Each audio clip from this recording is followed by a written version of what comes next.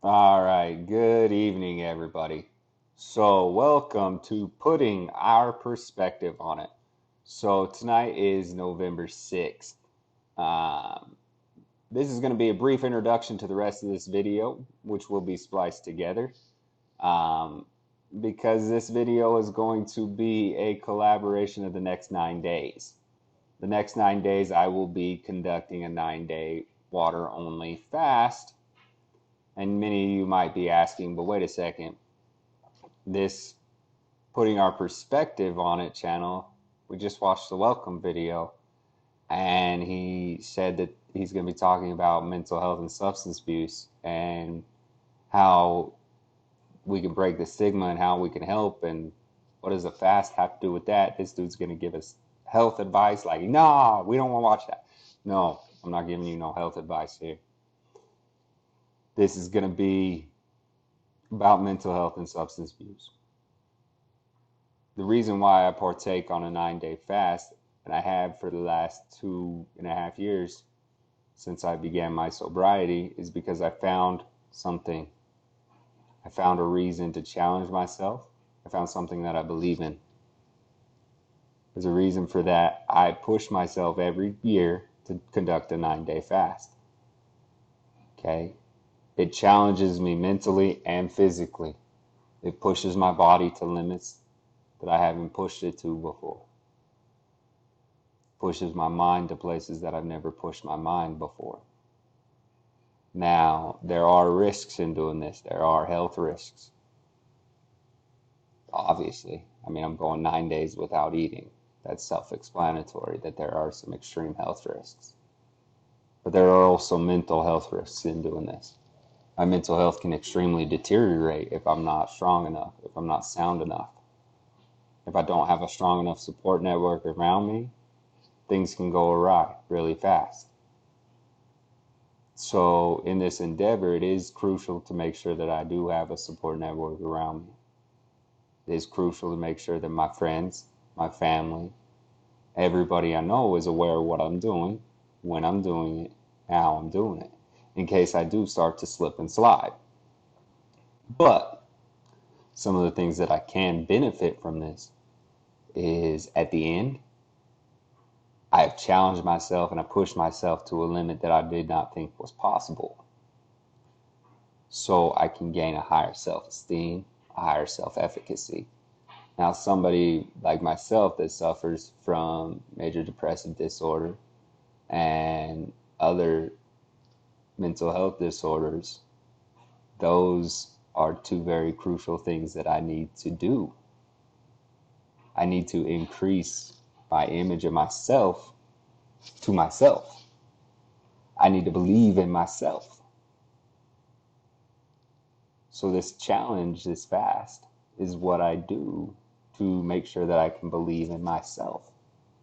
So on November 6th this year at 7 a.m., I stopped eating. Now for the next 9 days, I will only consume water.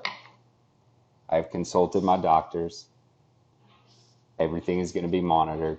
I do this safely. If at any point in time I feel like I cannot continue, I do cease. I do not continue and push myself into an unsafe area. But I will be conducting and documenting this for the very first time. I hope that by documenting this, the rest of you out there watching these videos can see the struggles and challenges that you can put yourself through mentally and physically in order to gain and boost your self-esteem and your self-efficacy. These are things that even if you don't have a diagnosed mental health issue and you're just struggling, you can do. Now, I'm not saying go out and conduct a 9-day fast right away. No, just little things that you can do to challenge yourself will help you to gain a higher self-esteem and a higher self-efficacy. They will push you to believe up here that you are stronger than what you already believe you are. As a depressed person, I don't feel very strong. I feel weak. I feel miserable and I feel worthless.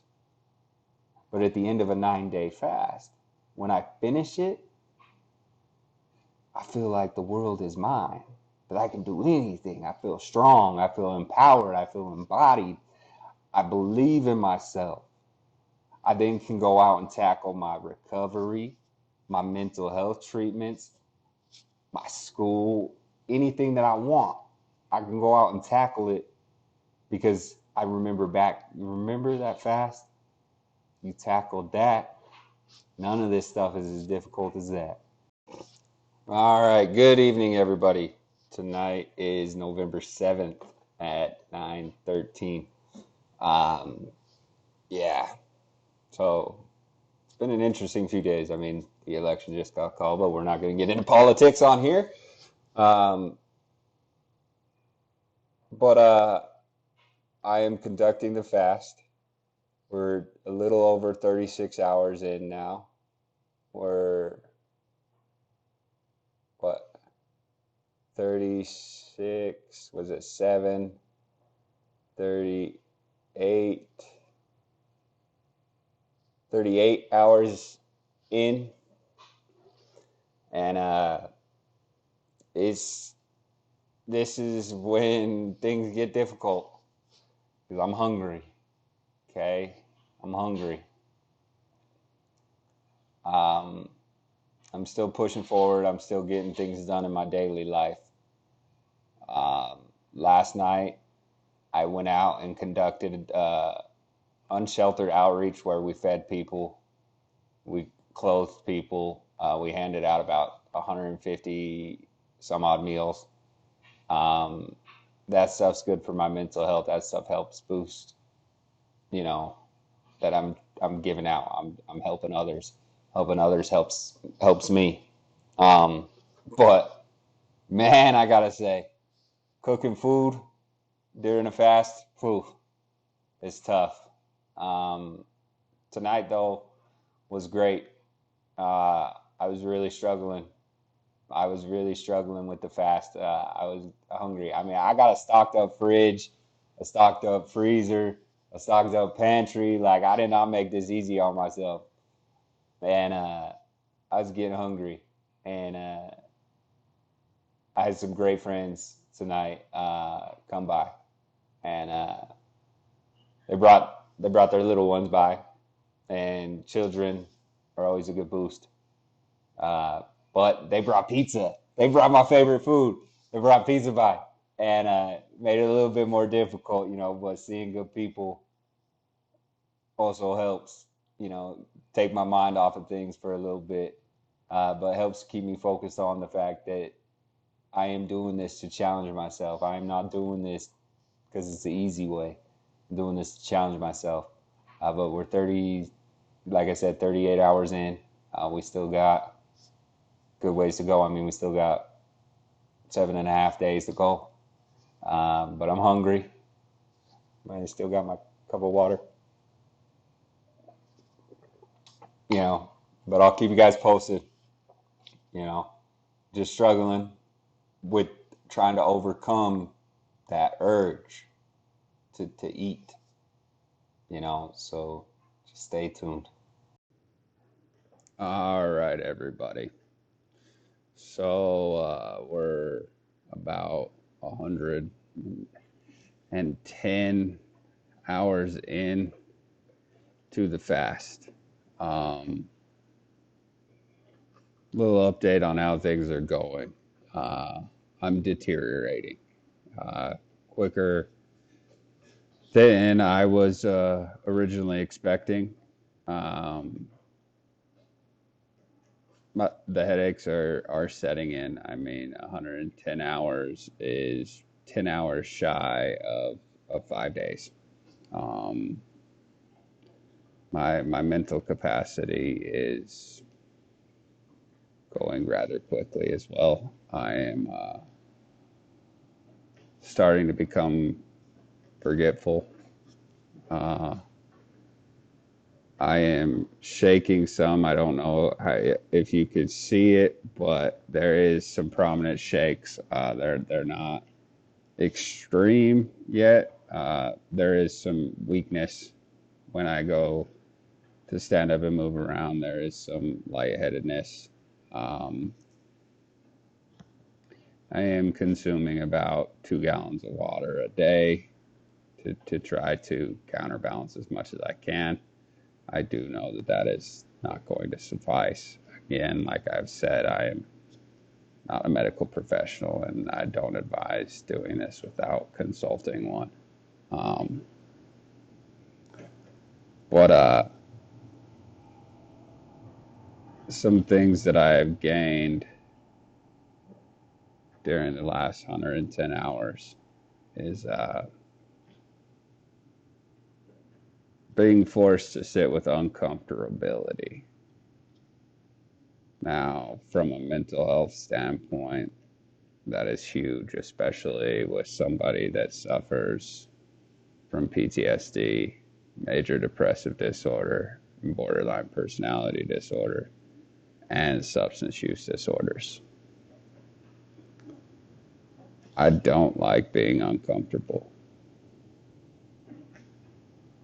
but I have forced myself to be uncomfortable for 110 hours so far. And I am leaning in to that uncomfortability. And I am saying, I'm going to sit here with it. I'm going to accept being uncomfortable. I'm going to realize that sometimes there is nothing I can do to change being uncomfortable. And I'm going to accept that fact. And then other times there are things that I could do. Like right now, there is something I could do to end this state of uncomfortability. I could simply just call off this task of trying to fast for 9 days. I could call it off and I could end the uncomfortability.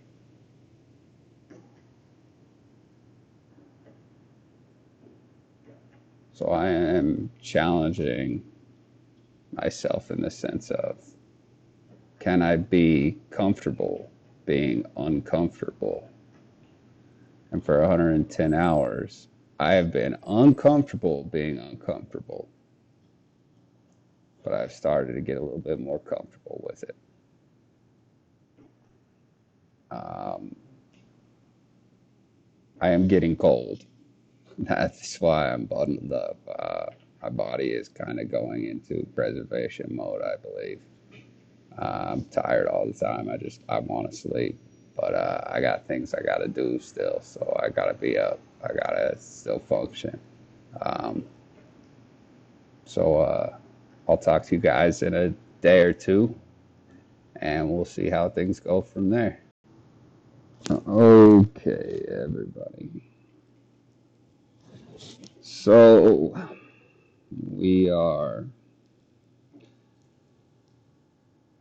at the tail end of the fast here. I did not make it to the full 9 days. Unfortunately,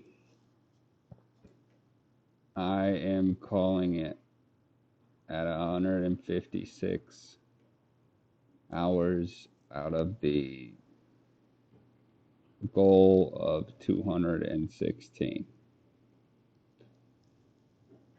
This is because I can no longer go safely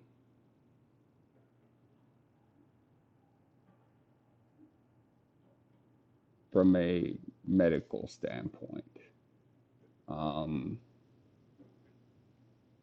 Today, I went to get up to use the facilities and I collapsed under my own weight. Um, I do not have the energy to move anymore.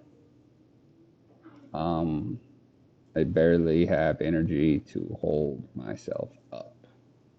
Um, at this point, without close medical supervision, it would be unsafe for me to push forward.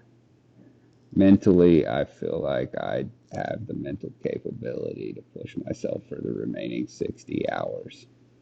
Um, but I do have to think about my body. And is this a wise choice? Since I'm doing this in my home alone, I am going to go ahead and call it for a safety standpoint. This comes with a somber heart to do this. But with a somber heart comes some great lessons. One, the goal of this was to deepen my spirituality, which is crucial in your mental health. And that is an aspect that I definitely succeeded in deepening. And now when I refer to spirituality, I'm not referring to your religion or anything like that. I'm referring to your connection to things that are not human. Your connection to the world, to water, to air, to anything that provides you life, to whatever you choose to believe in that gives you life. You need to deepen that connection. I was able to successfully do that. And yes, it came through a few hallucinations because of the lack of food.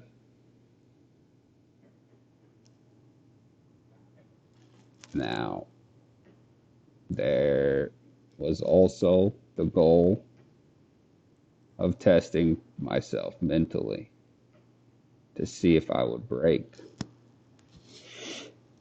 And I was able to successfully push myself to a new limit of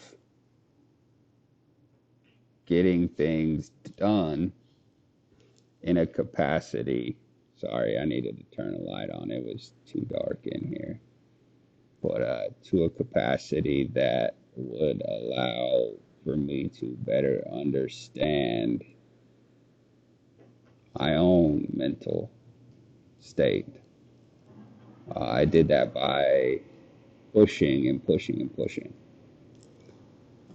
When I was ready to break, I pushed a little bit further.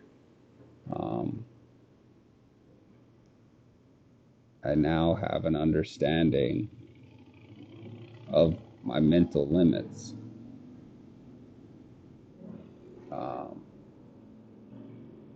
I gave myself some exposure therapy in terms of uncomfortability. I was not okay being uncomfortable. That was a big problem with me in terms of all of my mental health disorders. However, now I'm not going to say I'm comfortable being uncomfortable, but I have a better understanding that I can be uncomfortable and I can still be okay. The third goal of this was to show myself exactly how strong I am, to show myself that these demons that are inside my head, these things that I fight daily, that they're not in control all the time. Despite the fact that I think that they are, despite the fact that they feel like they are, despite the fact that they make me want to quit on a regular, I had to learn that I was the one in control of them, that I was the one responsible for their behavior, not them. That my mind was powerful enough to overtake them. And there was one other one, but right now my cognitive ability has deteriorated and I can't quite remember it.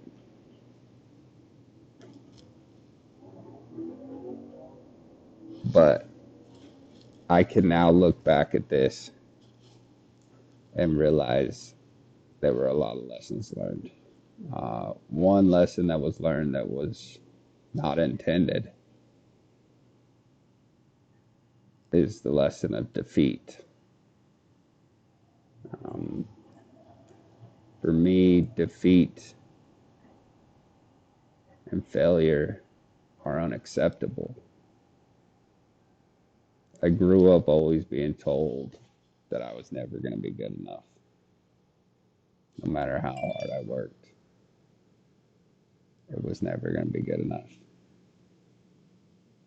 So I always pushed to be better, to be the best. I had to be perfect. So now when I fail, it's the end of the world. And I failed today. I failed to meet 216 hours. I came up 60 hours short. 2.5 days. That's it. But I have to realize that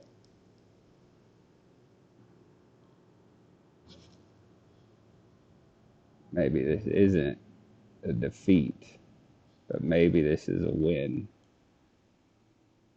in the sense that I have to learn how to accept not being perfect. And I don't get to take credit for being taught that, like being told that that might be a lesson.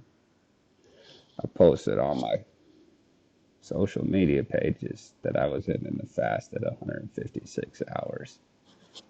And I felt a somber heart because of defeat. And many other people pointed out that maybe don't look at it as defeat, look at it as learning a lesson about defeat.